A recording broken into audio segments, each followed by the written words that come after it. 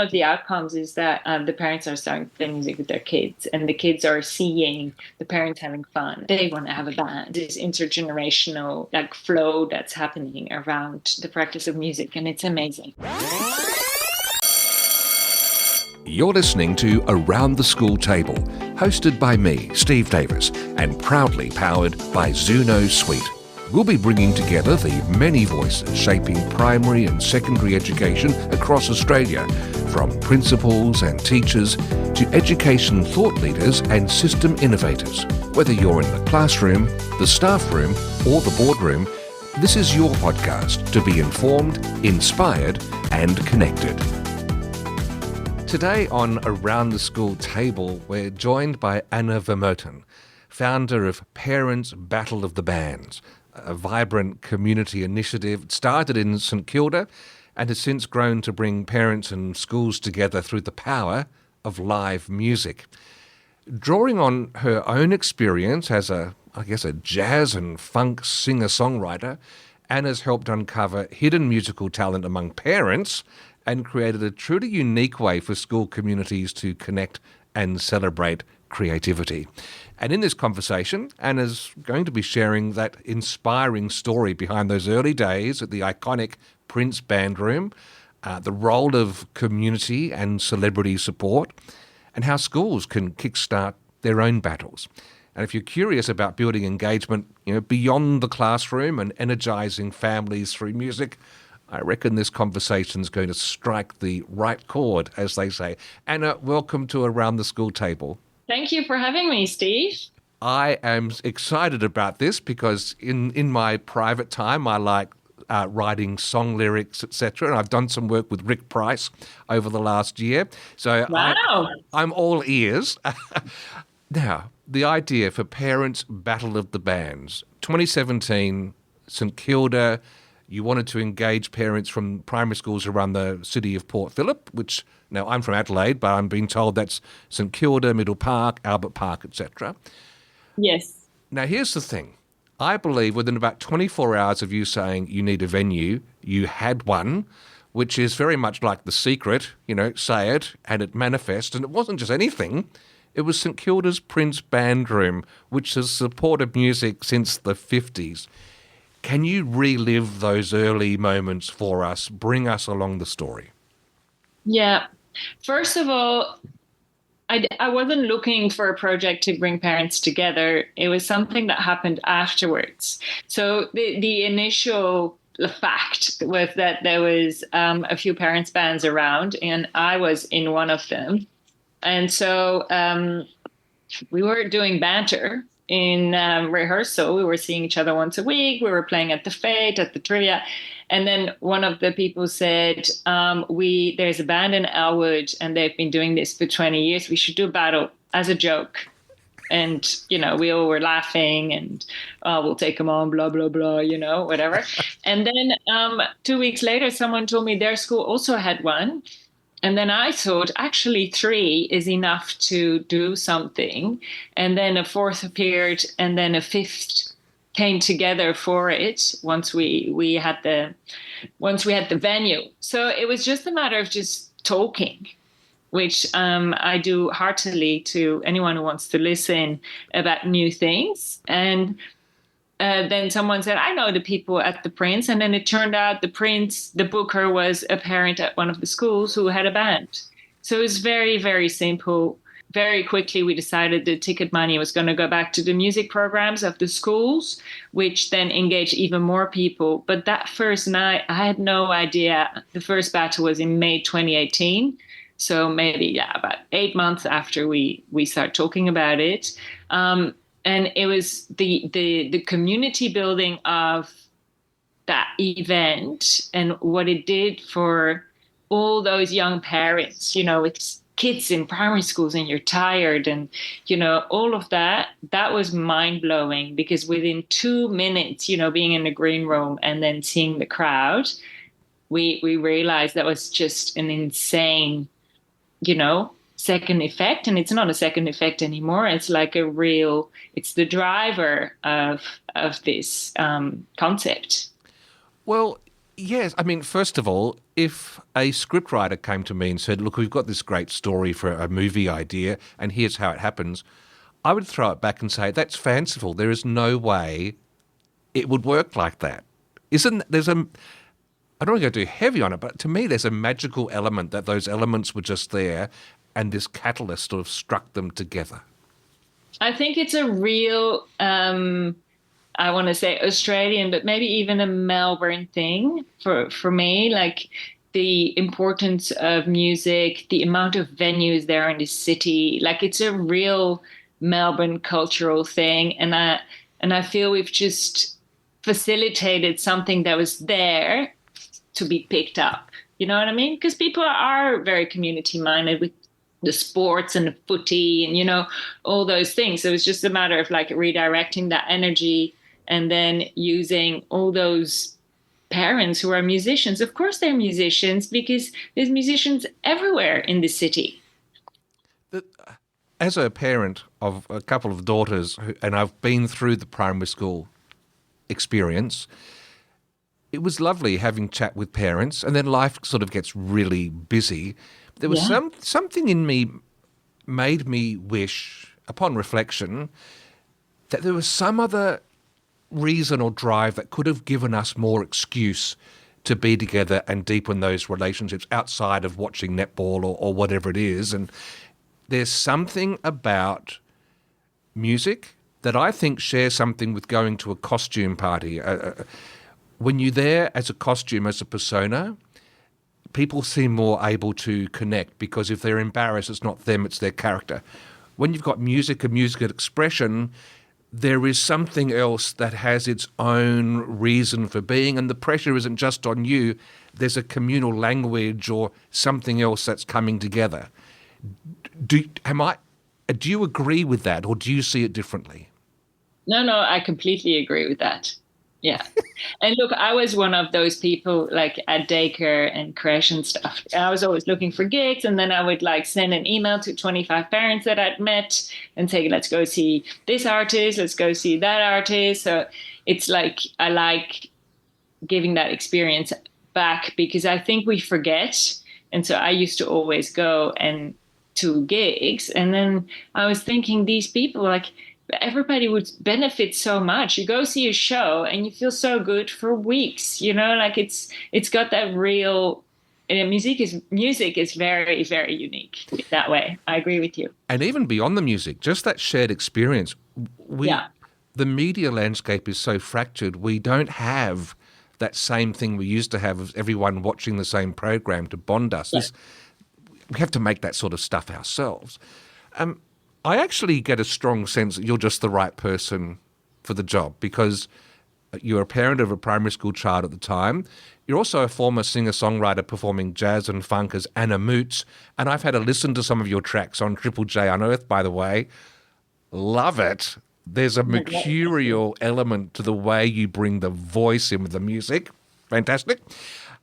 What part of your musical life do you think led into the battle of the bands happening? What are the aspects of being a musician and a singer and a songwriter performer that made this possible, that drove you? I think all of it. And I've been reflecting on this more as the years go by. So it's not just me as a singer-songwriter, it's more, I feel this is me as a 10-year-old. Like I remember being 10 and I remember the exact moment when music grabbed me in a way that was beyond, like listening to the radio. And it was because my sister gave me a tape for my birthday, and it was a tape that what she recorded of a Prince album. And this was my first encounter with Prince, and it was the album Parade.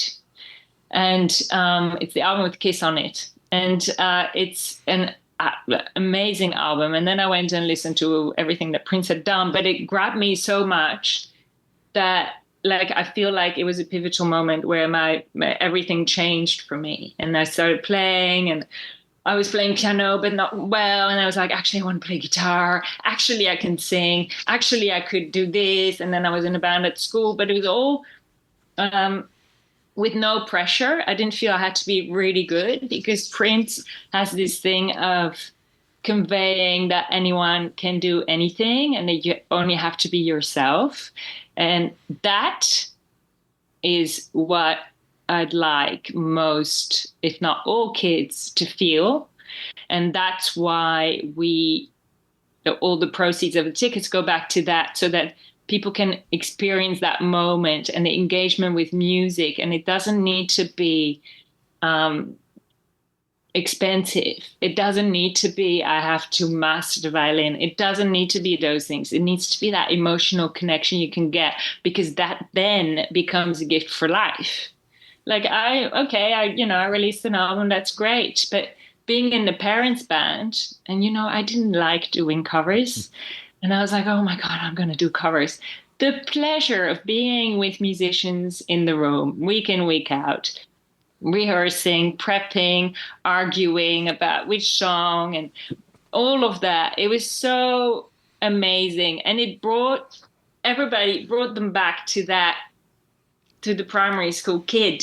You know what I mean? And to be like that childlike person, and then you give all this pleasure to the people in the crowd, and there's this playful element to the battles, with the judging and all this banter, and it's so good. It's so good.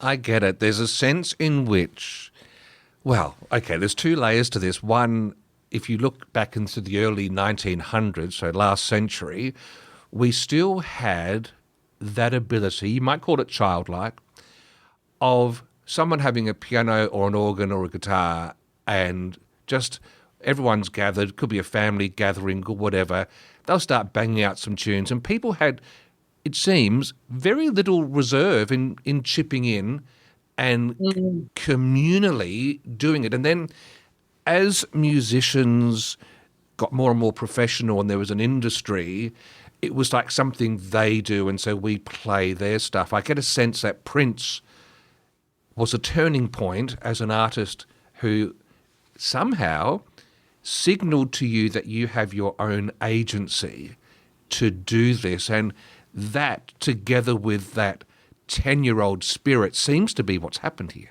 I think he's done that. Look, and I've got very, very close friends who, through this being a fan for all these years, and we've been thinking about it because we're trying to see like what happened.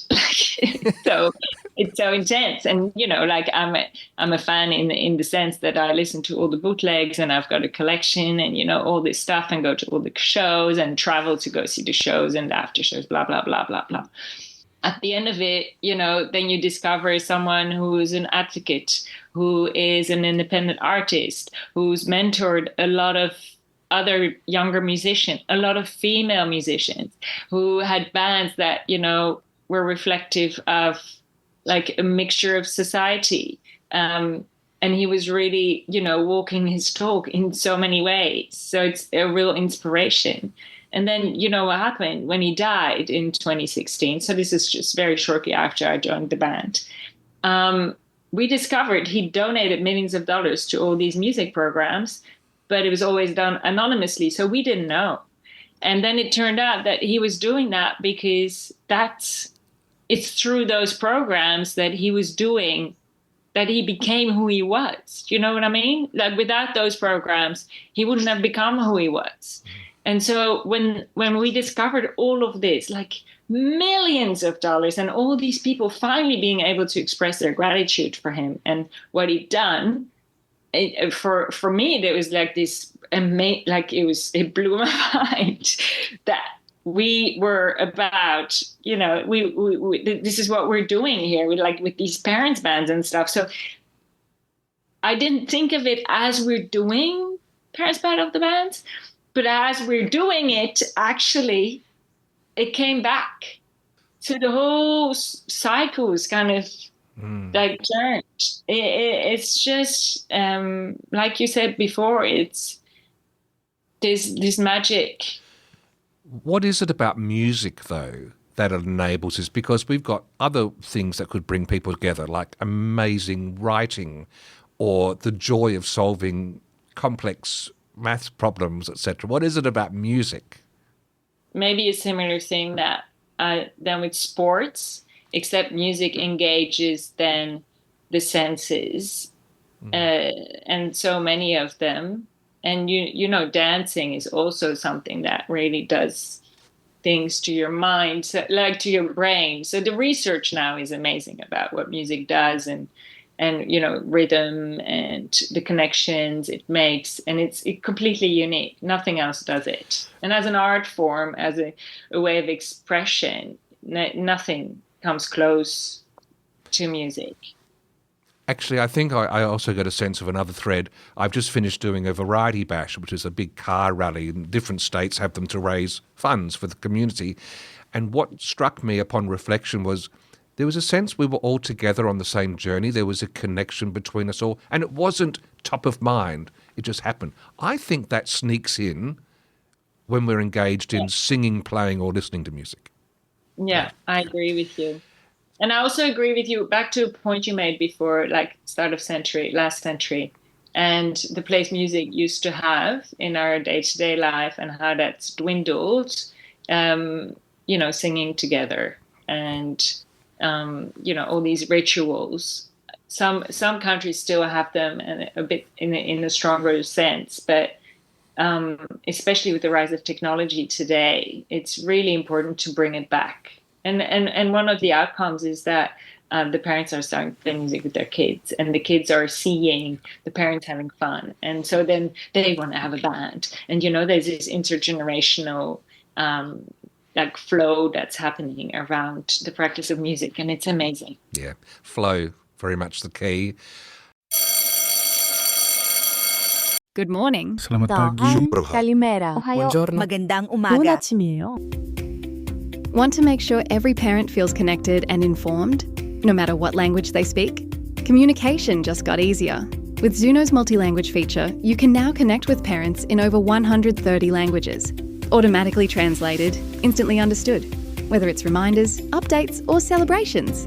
Families receive your message in their preferred language, with no extra steps from you, no confusion, just clear communication. Every time.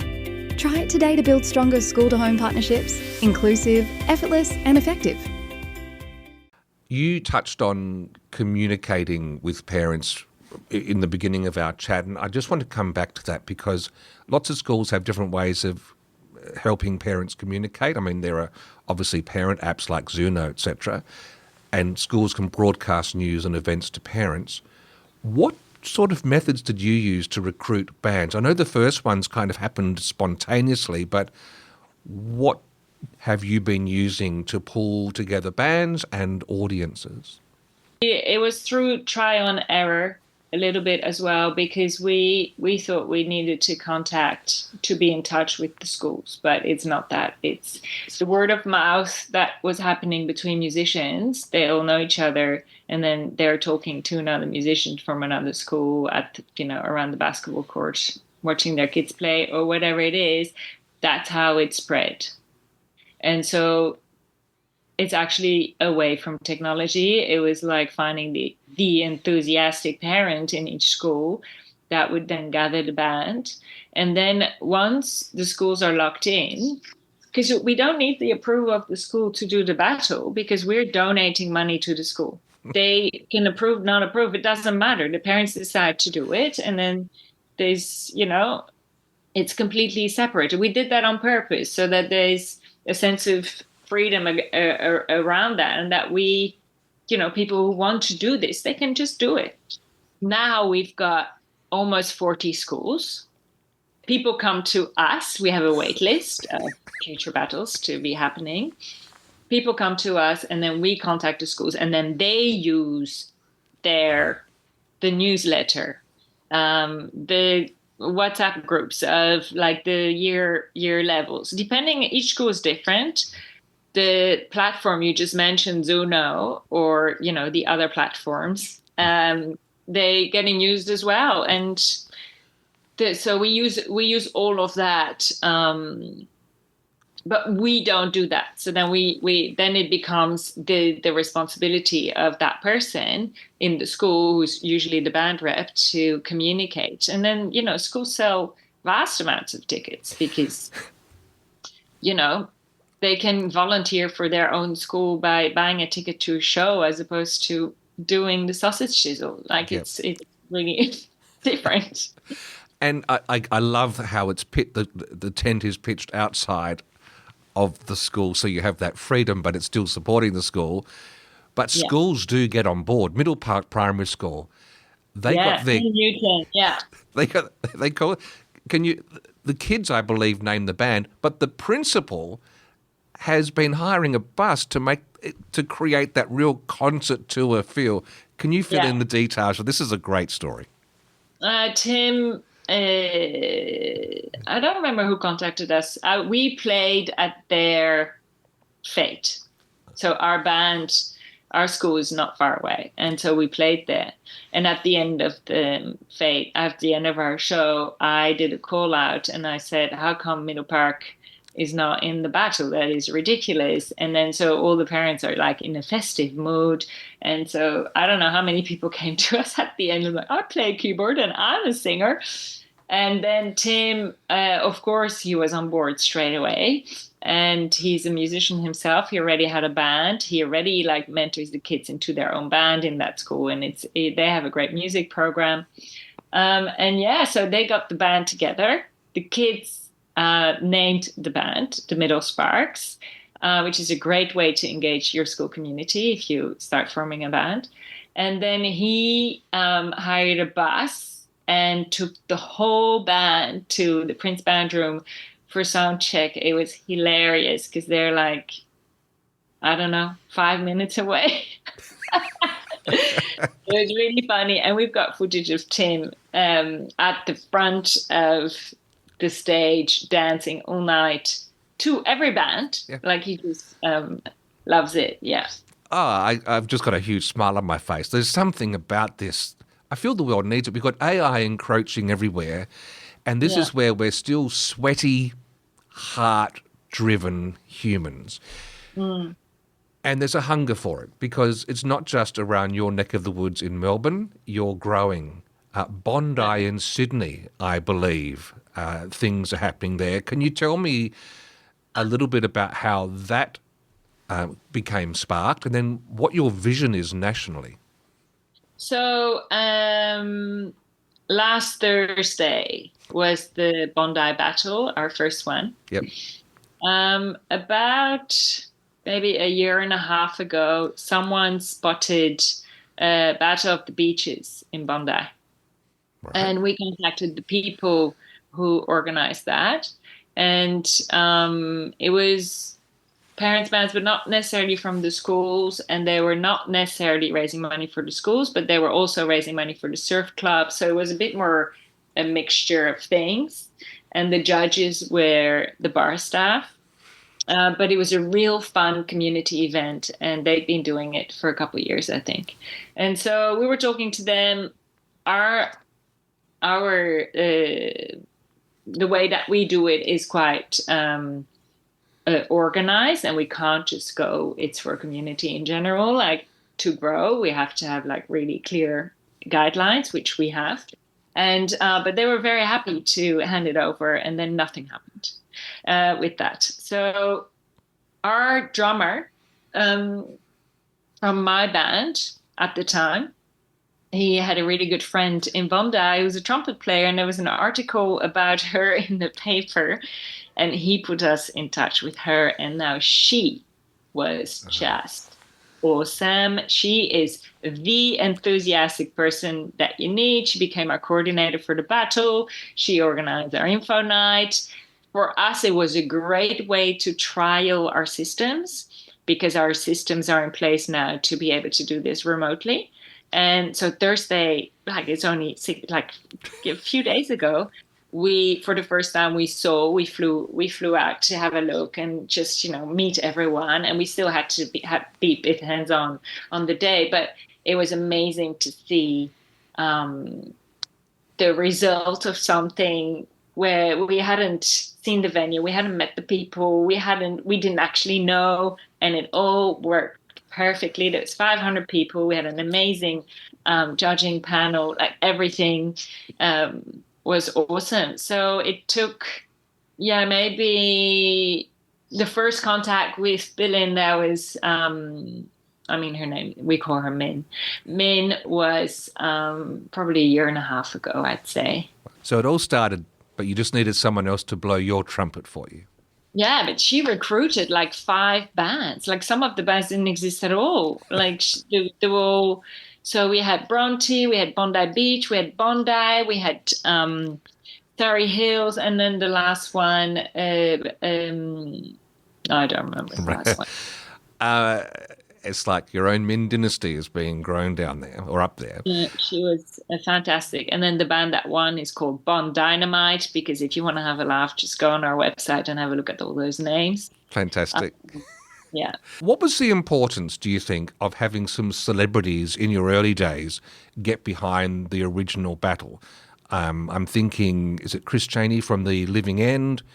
He played at our first battle. He played? And you got Dylan Lewis and David Hughes emceeing. Yeah. Were they important, or would it have happened anyway? I think it would have happened anyway. The first year we had music teachers being the judges. They were just not allowed to judge their own school. Yep. And then we just thought it was really fun and a great way to take space in that world of entertainment, and really fun for the bands. To meet sometimes their heroes. And then, so yeah, it was a fun way. Like originally we thought it's great to spread the word. I'm not sure that's what happened, but it's given us real credibility to know that, Kate Sabrana and Jane Gazzo were judging the North-South battle, a couple of weeks ago, or, other things. St Kilda is full of musicians that have lived here for a very long time. We try to get people that are in the area. A lot of them have kids. It's been really, really good, and we get a mixture of artists, but also industry people who are loving it. So we'll see. It might have been a really good investment of our time. We find it really fun. The bands find it really fun. If it's just for that and give us credibility, that's an amazing feat. You want to feel the, I think it's the Sydney Myer Music Bowl in the heart of Melbourne. That's one of your goals. Oh my God. Yeah. Now, what can we do to help? What do people need to do? How can we make this happen? We would... This is for Victoria. I was talking to the Minister of Creative Industries, and I said, the community here in Melbourne is amazing, in Victoria actually. And so, the MCG on the grand final day, it is just insane. 100,000 people. Like, for someone coming from Europe, and there's soccer and stuff, but the footy thing is just it's amazing, and it's also fun. Like it's got that friendly, rivalry and stuff.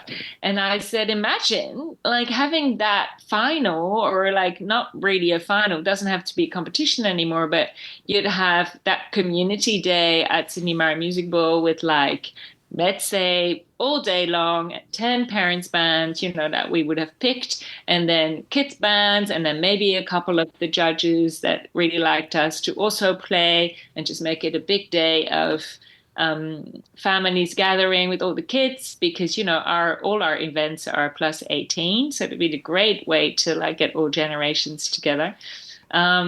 So I've spoken to the Sydney Mara Music Bowl a while ago, because I want to see how much it was Yes. to do it, but it will come. We're growing into regional Victoria. We want people to go on our website. There's an expression of interest for next year. Just bring it. Like, just sign up. We will be in contact with you straight away. We have a big list of venues that are keen, because that's how we collaborate with Ostix. And look, it's there. And then, Adelaide, like there's a school there that's really interested, but right now we need to we're kind of stuck at this level where we need funding to be able to go and grow, and because there's so many possibilities. We need to employ people to do the work of growing it. But it could easily be in every state, and there could be like a fun interstate thing happening, and there's so much potential, and like all the remote areas, we everywhere. This is possible everywhere.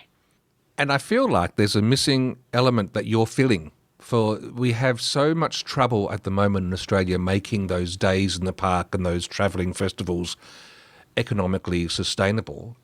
If you had an event like you're talking about, many of the bands, they're going to be volunteering their time. They're doing this for a greater mission. It's actually fundraising. It takes that problem away, and yet you've got also a ready audience of people who want to support. So that's right. And the promoting of these events, it's not that difficult, because we've got access to the databases of all the schools. Yes. And then, it goes back to them. The money they spend goes back to their kids. Like, it's the concept, the idea, it's like it sits at the intersection of, community building and then impact and just a self-sustainable event. You've touched on this, just in closing, Anna, you've touched on this. Our listeners within school communities, schools like to be very organised, and you've touched on the fact that you're very organised in Parents Battle of the Bands. Can you just give us a light overview of the pathway a parent or a school takes when they express interest? Because it'd be nice to hear how what that system's like, so that we understand that this is grounded, not off with arty, airy fairiness. It's also grounded in logistical realities. That's right. So first of all, I'm going to give credit to a woman called Dagmar Yeaman, who works with me. She's our COO. She is the ultimate organized person and has put all these things in place. We work together very closely, and so without that, so that's first. I just need to yes, noted. Yes, we are basically two completely different peas in a pod, but it really works. So you go on our website. Our website is parentsbattleofthebands.com. Simple. On the first page, you will see you can click a tab and it says expression of interest for 2026. In there, you sign up. It doesn't, you don't have to commit to anything. You don't even have to have a band yet, because then we can help you with all of that. And then on the second page of the expression of interest, there's a thing called the starter kit. And in there, there's like recruitment, digital tools within your school to recruit your band, or even ask if there's any musicians in your school, and et cetera, et cetera. And then we do the work of getting the venue and doing all of that. All the admin work behind it is taken care of. And another parent, Robbie Capuccio, has developed an app for us. So all the bands on board on this app, and that is just the most insane thing. Like, it's so, so good. And we send that to the sound tech and the stage manager, and they've got everything. It's very, very simple from the moment you sign up to the moment that your school receives the proceeds of the ticket. There's no work except for practicing and choosing your songs. Beautiful. Last question. Anna, if I was in a parent band and I was going to be in the battle, what are the elements of a song that we should choose to perform that you think gives us the greatest chance of thriving? This is a question you should definitely not ask me. I am the worst music snob. I am not happy with what's happening. But okay, I will answer as if I'm not me. Okay. So it needs to be a song that people connect with. So probably popular 90s. And yeah, look, sing-alongs are really good. You only have 15 minutes, Every band only performs 15 minutes. So pick 4 or 5 songs, high tempo. Yeah, a sing-along is great. Try be a little bit original. Like we are putting some of the songs on a band list because they kept being played all the time. Anyway. So if I wanted to succeed, I'd take really high energy, thrashy songs and do a ballad version to surprise people, or vice versa. But if I was being me, I'd just do a whole lot of reinterpreted Leonard Cohen songs and lose. We've had really good concept things like this, and we have a really good surprise every time. There's a battle. We've had people do mashups of 12 songs in 15 minutes. Yeah, look, we've had like rappers come on and do it camo, and we did, like, there was a wedding band. Oh, wow. They're playing at the Corner on the 18th of September. Actually, I will plug this. The finals, Northside versus Southside in Melbourne, is at the Corner Hotel on the 18th of September. Anna Vermooten, thank you very much for telling us about Parents Battle of the Bands here on Around the School Table. Thank you so much for having me. And hopefully we will see you at the Corner.